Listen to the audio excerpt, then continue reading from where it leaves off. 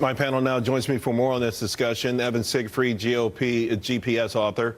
Fox News political contributor Tammy Bruce, also Independent Women's Voice Board of Directors, and Gina Loudon, Donald J. Trump for President Advisory Board member. Gina, 24 hours after that extraordinary meeting, there's still some good vibes out there. It's still more hopefulness that maybe a deal will be done. But let's face it, this deal is going to anger. If a deal is done, it's going to anger a lot of people on both sides of the aisle.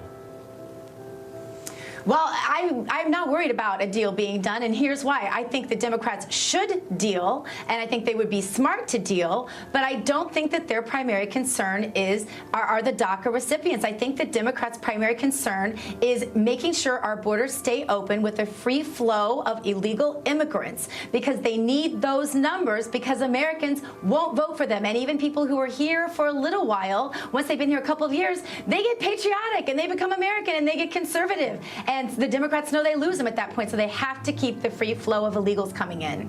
Well, on that note, though, Evan, it seems to me, though, that President Trump wants to get something done here.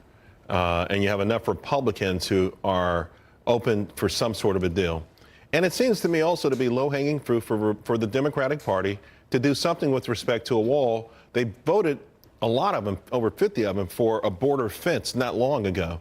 So can a deal be done? I think a deal can be done, but it's a question of whether or not Democrats are going to say, we're not going to be beholden to our far left base. We've seen the far left base say it's got to be open borders and we don't want a wall. Now, I think the other thing that Democrats are doing is they're going out and painting the wall as racist. I believe in a strong border, and I think that we have a lot of problems with the wall physically because of eminent domain. And as a conservative, I don't think that it's appropriate when you have 1,200 miles for the Mexico-Texas border and only 100 miles of that is publicly owned land. They'd have to pay, the government would have to pay significantly more than $18 billion and spend almost a decade to 2 decades based upon the way they did the secure fence to actually get that land. However, we can, as President as President Trump's advisors, former Mayor Rudy Giuliani and Secretary of Energy Rick Perry, do a technological wall, which is in this. Another area that they have to deal with are visa overstays. 42% of illegal immigrants entering or in the country are visa overstays, right, and 66% since 2014. Here's the thing, though, Tammy. Republicans are saying this is an issue that should also come under the heading rule of law.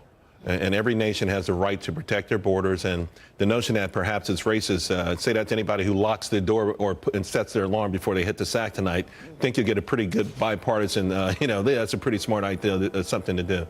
Well, look, Congress has been trying to deal with this, obviously, for a very long time. And they haven't been able to do it. The American people have felt that this is a big part of our problem on the issue of low wages, criminality, the general security of America, terrorism, drugs, et cetera. It's the core of what is destroying this country. So we know this. The problem for the president is not even the minutia about, some of the arguments involved here. He ran on ending this amnesty, on the wall, on a very specific sovereign dynamic regarding security for this country.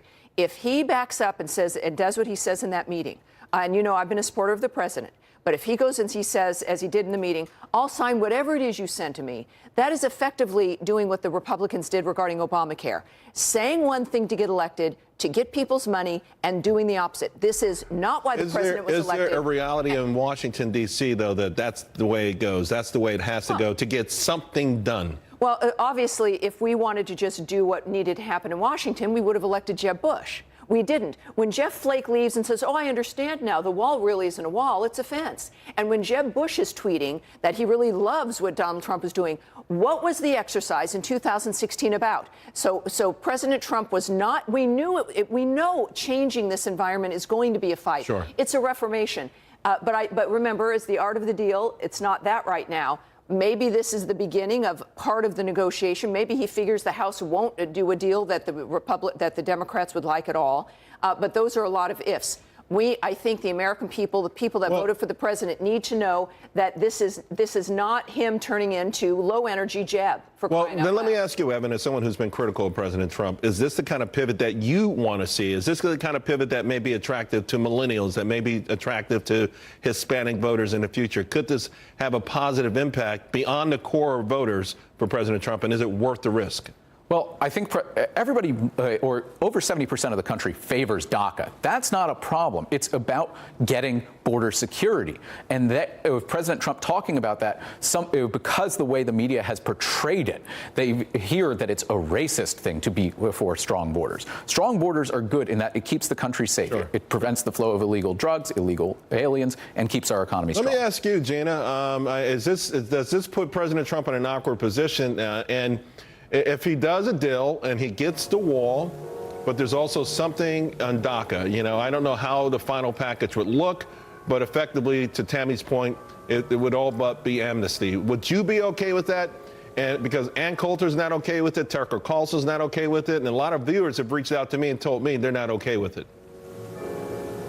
Well, I think that there are some people that are definitely saying they're not okay with it. But I have a feeling that the president knows exactly what he's doing here, Charles. And I think that, looking at things like the Ninth Circuit decision, the court decision, using the courts, the Democrats using the courts yet again to do something that is essentially unconstitutional. I think the fact that the Democrats are not going to be willing to come to the bargaining table. I'm saying judicial activism aside and Democrats aside, if the final deal is a border wall, which was a big thing on the campaign trail, but also a compromise on DACA, which is effectively amnesty. Does that help or hurt this president? Does it help or hurt Republicans going into the midterms?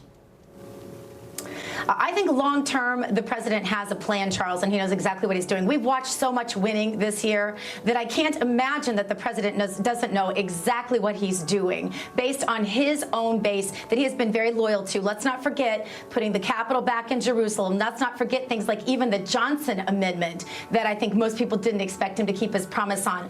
I have a feeling every time I have thought this president was playing checkers, I've realized he's playing chess, and many of us watching just need to sit back and watch because he usually always has a plan, and it usually has to do with his artful negotiation. And I bet that's what we'll see, Charles. Mark my words. Because remember when you said we didn't think he'd win, and I was saying I thought he would, and I still believe that. We're marking the words, Tammy. Even the best chess players lose a piece here and there.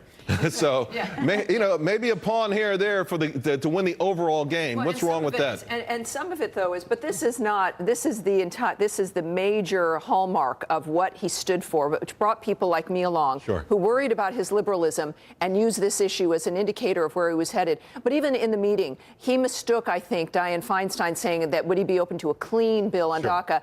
And he said yes. Now, I think he was thinking different interpretation. So we have to take that into consideration. We absolutely do. Bottom line is, he knows the nature of what we're dealing with here, and I do hope. But I'm not going to guess or pretend that what he's doing is the right thing. We want to see indicators of that, and also to not give aid and comfort to liberals who continue to want to harm this country, which is what this does. A bipartisan deal. There really hasn't been a lot of bipartisanship in Washington, D.C. in a very, very long time. There are a lot of Republicans who are for amnesty, and they might make up, you bring along some Democrats, he might be able to craft together a deal, though, Evan. Yeah, he could absolutely craft together a deal, but there are about 30 or 40 House Republicans who would go nuclear and try and stop the vote in any way possible. They would, and at the same time, they would activate the base and say, we will primary any Republican who does this. That's what Steve Bannon was also trying to do before his fall from grace. And I think that is very dangerous for Republicans. They have to listen to the base, but at the same time, they also have to listen to the rest of the country, because the rest of the country wants DACA to be put in place constitutionally. Well, that's not. I mean, you want to deal with polling, and polling is one thing, and the reality is quite another. And also, when you have the advantages that Republicans have, you have to take advantage of. Plus the CBO, $26 million over 9 years to pay for that. It's expensive. $26 billion. I do then agree with you, Gina, in the sense that the base seems to come around to President Trump, understanding his circumstances and perhaps what he's dealing with now and in the future. Great conversation, guys. Really appreciate it.